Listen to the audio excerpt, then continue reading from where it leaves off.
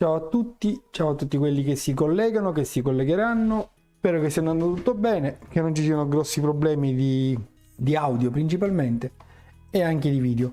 Iniziamo a lavorare, o perlomeno iniziamo a dare un attimino un'occhiata a ciò di cui dovevamo parlare questa sera. Cambio subito la telecamera e siamo qua, andiamo su questa.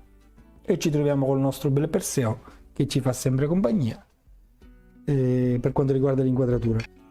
In pratica parleremo di un ETA 2824, è un movimento ETA 2824 montato su un orologio della Hamilton, ma cambia poco che sia montato sulla Hamilton o su altre aziende. In questo caso parleremo delle problematiche che si sono verificate in questo tipo di orologio, ma così come in questo orologio, magari non a questo livello o per altri motivi, a grandi linee i problemi che si possono verificare quando un orologio passa troppo tempo da una revisione o da quando è stato venduto alla prima revisione con l'utilizzo quotidiano. Chiaramente il cliente, la prima cosa che si accorge normalmente è che l'orologio non tiene più la carica. All'inizio l'orologio lo tenevo tutti i giorni a polso senza problemi, l'orologio caricava, continua a tenerlo col tempo, visto e quando ho capito, perché poi ho visto anche la cassa, l'orologio sembra un orologio che sia abbastanza utilizzato, quindi proprio perché è utilizzato si arriva al punto che cominciano piano piano le parti a non usurarsi, ma gli oli cominciano a seccarsi, le ruote cominciano ad avere un attrito maggiore e magari la prima parte di cui uno se ne accorge è nella ricarica, non carica più come all'inizio. La prima cosa che fa è dargli un po' di carica all'orologio come se stesse caricando un orologio a carica manuale normale. L'orologio continua ad andare, chiaramente, perché già riprende l'autonomia di marcia, continua ad andare, però questa parte che comincia uno a caricarlo manualmente, ma è un orologio automatico. Poi questa ricarica manuale, si ripeto, su un orologio automatico, poiché cominciano a mancare gli oli, cominciano a mancare principalmente gli oli, i grassi, tutto ciò che riduce l'attrito nel movimento. Chiaramente le parti, i perni, le ruote invertitrici, i vari fori, praticamente dove non ci sono rubini, se ci sono rubini meglio, dove non ci sono, dove ci sono i rubini è più probabile che il problema si vada a creare nei pivot, cioè nei perni delle ruote. Dove non ci sono rubini si possono andare a creare i problemi nei fori, perché magari l'attrito acciaio del perno se c'è ottone o se ci sono normalmente il bronzo ottone il foro che non è in rubino, si va ad ovalizzare il foro. Questi sono a grandi linee i problemi che si vanno a verificare quando un orologio passa troppo tempo, e adesso in questo orologio con l'inquadratura sia della macro che di questa telecamera si potrà vedere queste problematiche, pur essendo un orologio che apparentemente sembra pulito. Io vi faccio vedere anche il quadrante, ma stiamo parlando veramente di un orologio per certi versi tenuto. Dov'è il quadrante? Lo sto pensando, lo sto inquadrando bene. Dove sei? Vabbè, è un Hamilton. E anche se apparentemente, ripeto, il movimento sembrerebbe pulito, però adesso vedremo girandolo che pulito non è. Dai, iniziamo un attimino a lavorare su questo orologio, se no restiamo bloccati. Adesso io intanto comincio a mettere qualche cosina qua nel cestello. Allora, prima di girare il movimento vi faccio vedere velocemente il lato del quadrante, ma qua tutto sommato non ci sono grossi problemi. Allora, vabbè, qua ci troviamo un attimino il lato del datario, diamo un'occhiata velocemente, ma ripeto, qua a parte un problema di oli secchi, questo qua è la zona questa qua è una ruota che fa scattare rapidamente il datario, si trova nell'area della tige. Questo qua è il ponte, il copribascolo a tutti gli effetti, in questo caso mi va attraverso queste vite a bloccare tutto il ruotismo che c'è al di sotto, dove ci sono i vari rinvii per quanto riguarda la rimessa e l'ora, e altrettanto per quanto riguarda lo scatto rapido del datario. Questa qua è una ruota che va a collegarsi con la rimessa, con il rinvio della rimessa in ora, che va ad ingranare con la chaussée in diretta. Questa qua è la chaussée in diretta, e poi sopra la chaussée in diretta, io adesso l'ho tolta, c'è la ruota ore. Proseguendo sul lato sinistro sempre del movimento, qua ci troviamo ruota trasporto scatta data, questa ruota qua, ruota scatta data, questa qua è la ruota scatta data. Come vedete, questo unghio che fuoriesce qua, questo puntino qua, è l'unghio che mi va ad agganciare lo scatto del datario, cioè mi va ad agganciare i dentini del datario, e piano piano che si carica fino a quando va a trasportare il disco data, lo va a trasportare, e grazie anche allo scatto del datario, questa qua è una leva scatta data, vedete, questa qua è una mollettina leva scatta data che già si sta caricando perché già sta ingranando qua. Questa leva scatta data praticamente va a fare scattare il datario e gli dà il colpo proprio di cambio della data. Questo qua è il rubino del bilanciere, lato del ponte, del lato del quadrante, e poi vabbè, bene o male, poi i rubini, queste cose qua già si sono viste in passato, ho fatto altri video, certo magari qua adesso si sta vedendo un po' meglio, però per capirci, questo qua è il lato datario, ma ripeto, qua dal lato datario problemi questo orologio non ne ha. Adesso invece giro il movimento, e allora ho girato il movimento e ci troviamo adesso nel lato del movimento vero e proprio, cioè lato massa oscillante, lato bilanciere. Adesso io andrò a togliere un attimino la massa oscillante, perché senza la massa oscillante vedremo meglio i vari problemi di questo orologio. Come molti sapranno, la massa oscillante in questo caso ha una ricarica bidirezionale, sia che gira a destra sia che gira a sinistra. Grazie agli invertitori vanno a caricare tramite tutte le ruote dell'automatico, mi vanno a ricaricare la Rocher per quanto riguarda l'orologio. Togliamo un attimino questa massa oscillante e andiamo a controllare al di sotto questo orologio. Uno dei problemi principali che ho riscontrato in questo orologio, spero che adesso si riesca a vedere, perché io... Allora, qual è il problema intanto che ho potuto riscontrare? Iniziamo a guardare questa ruota. Questa è la ruota che va ad ingranare con la ruota d'angolo. La ruota d'angolo è questa qua che si vede qua lateralmente. Questa è la ruota d'angolo che va ad ingranare con la ruota di ricarica. E come potete vedere, qua ci sono i primi problemi. Alcuni segni di oli vecchi. Vedete questa parte qua? Questo segno è un segno, vediamo se riesco, vedete questo qua già è del grasso che si comincia a spalmare al di fuori di questa ruota. Praticamente normalmente sotto quella ruota che tiene, sotto la vite che tiene questa ruota, si va a mettere del grasso, e questo grasso col tempo, chiaramente caricando l'orologio, perché principalmente cosa succede? Succede che caricando sempre questo orologio, vedete, fa un lavoro che normalmente non fa. Ma andando avanti, stiamo guardando sempre, questo qua è il ponte dell'automatico. Abbiamo i rubini 1, 2 e 3 rubini, sono i 3 rubini del treno di ruote che ricaricano l'automatico. Guardiamo adesso questo invertitore. Guardate, adesso vi faccio vedere qual è uno dei problemi principali. Adesso sto caricando piano piano l'orologio. Si vede? Penso proprio di sì. Questa parte qua è veramente interessante. Quindi io sto dando poco di carica, cioè proprio mi sto muovendo, guardate, mi sto muovendo molto lentamente, sto facendo soltanto questo piccolo movimento, e in realtà vedete cosa succede.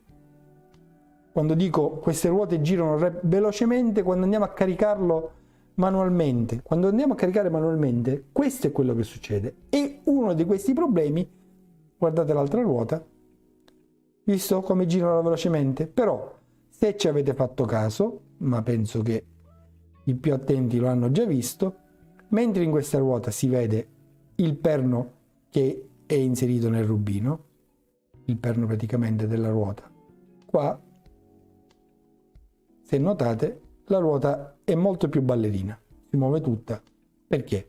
Perché si è spezzato il perno, cioè uno dei pivot della ruota dell'invertitrice, di questa ruota dell'invertitrice, si è lasciato. Ci ritroviamo con un orologio già che non sta lavorando, che non sta facendo il suo lavoro, perché chiaramente non avendo il perno che entra dentro il rubino, comincia a muoversi tutta quanta, proprio fa movimenti fuori, non naturali per quanto riguarda questa ruota, e questi sono i risultati. Chiaramente nel momento in cui la massa oscillante cerca di ricaricare attraverso le ruote questi invertitori, gli invertitori non lavorano bene, e questo è uno dei primi problemi che ho potuto riscontrare in questo orologio. Invertitore rotto, chiaramente in questo caso, poiché hanno lavorato sicuramente tutte e due, dove siamo? Eccoci qua.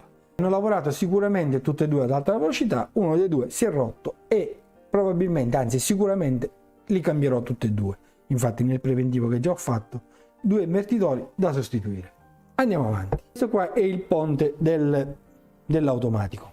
Io adesso svito le famosi viti blu che ci stanno ad indicare i ponti. Normalmente i ponti degli automatici quasi in tutti gli orologi hanno questa caratteristica di avere queste viti che le fissano colorate di blu, azzurrate, dovrebbero essere azzurrate,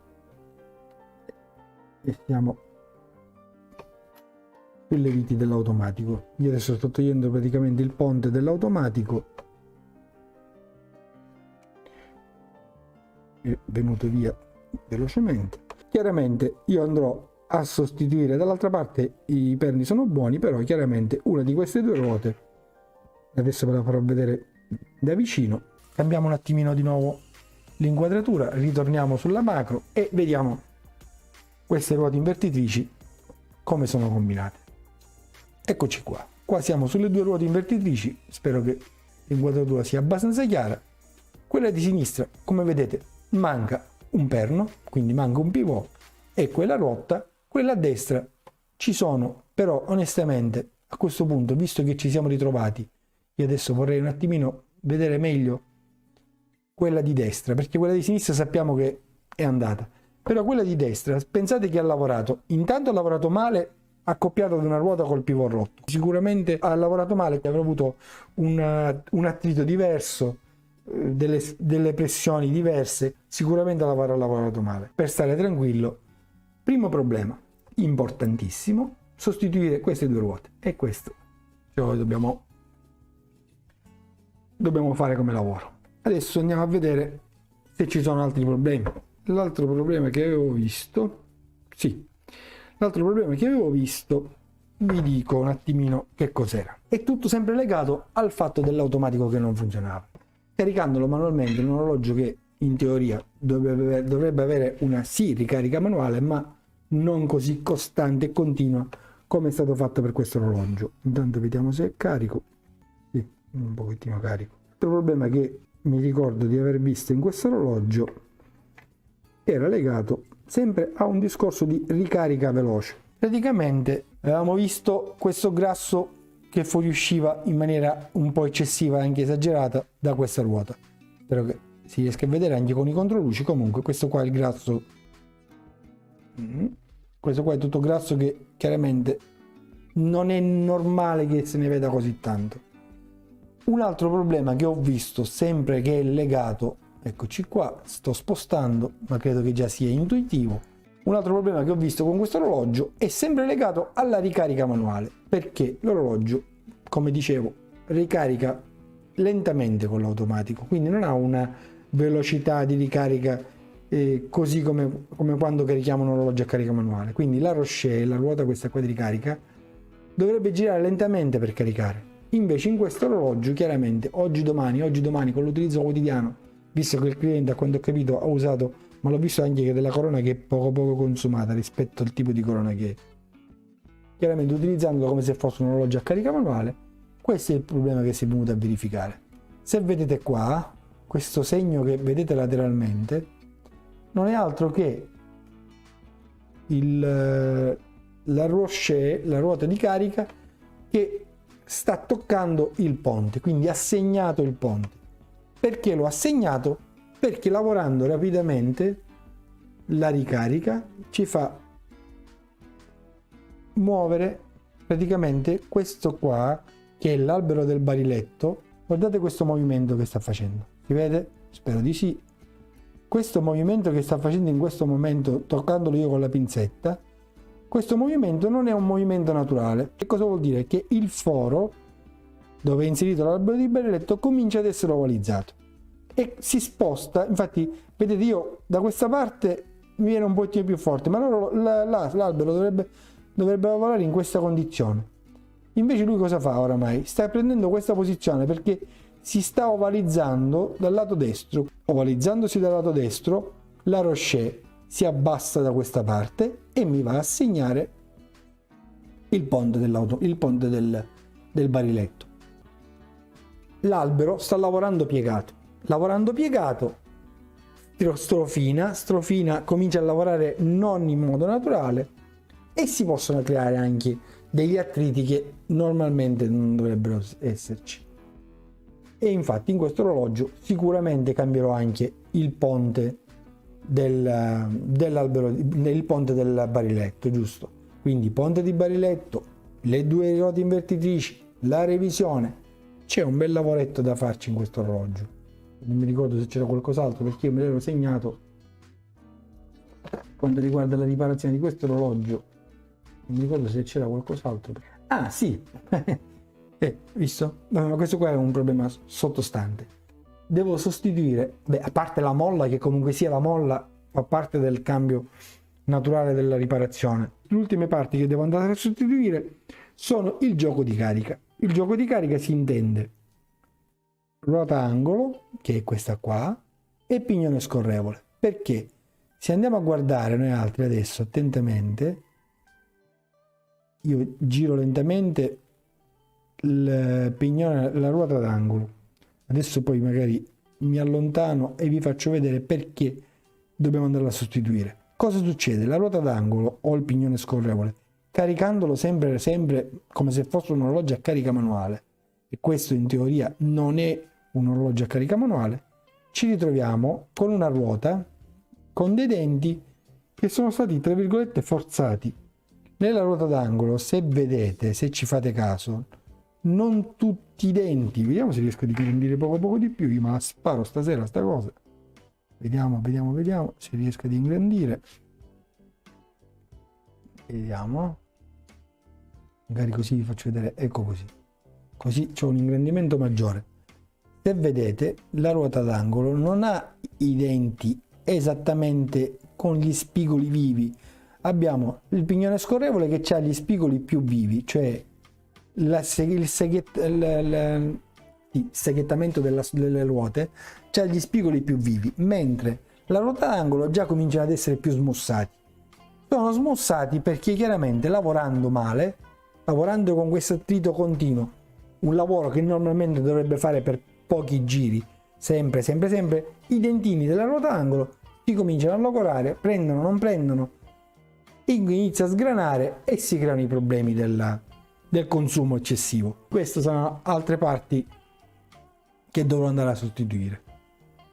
Questo a grandi linee fino a dove sono arrivato adesso. Abbiamo detto la molla che la devo andare a sostituire, questo fa parte comunque del lavoro normale per quanto riguarda una revisione, specialmente in un orologio dove tranquillamente ci sono le parti di ricambio, non ci sono problemi. Quando ci sono problemi di anche trovare una semplice molla, in quel caso se uno è costretto la deve rimettere, però come giusto regola dovrebbe essere sostituita. Questo è quello che ho visto a grandi linee fino a qua. Poi magari se smontandolo uscirà qualcos'altro, ma credo che non ci dovrebbero essere altri problemi. Ciao a tutti, grazie ancora per la partecipazione e buona serata a tutti. Stacco, dai.